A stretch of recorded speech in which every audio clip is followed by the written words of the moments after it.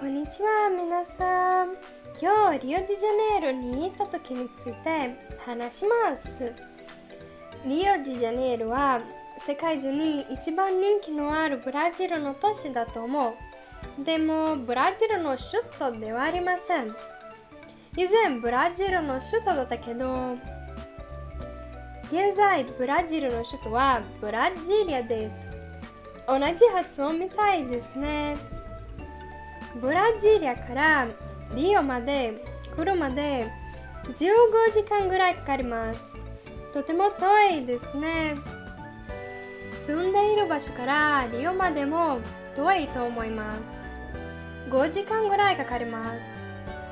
でも旅行はとっても楽しかった。みんなに見せます。道路について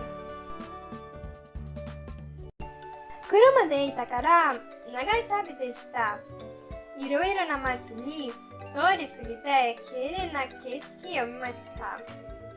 道路から丘を見ました。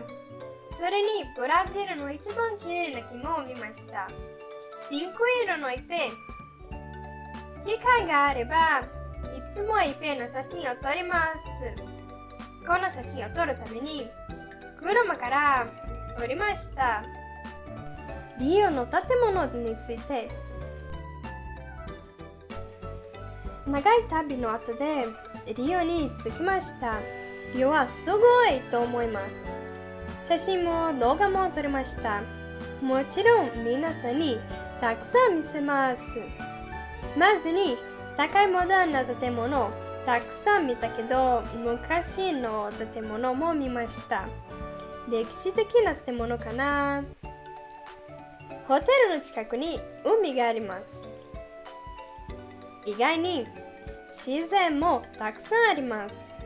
動物も見ました。魚とかカメとか、かわいいですね。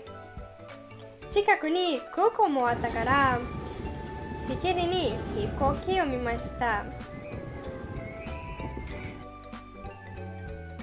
海について。準備する後で海外に行きました。泳ぎで嫌いから海を見たり写真を撮ったりしました。海外の近くにある自転車道で自転車を借りて乗りました。とても楽しかったです。景色はとても綺麗だから見るの気持ちいい。海外からクリストもポンジャスカも見ることができました。それは有名なモニュメントです。面白い写真があります。砂はハートみたいですね。これは一番好きな海の写真かもしれません。終わり。今回2日間だけとまたから少し見ました。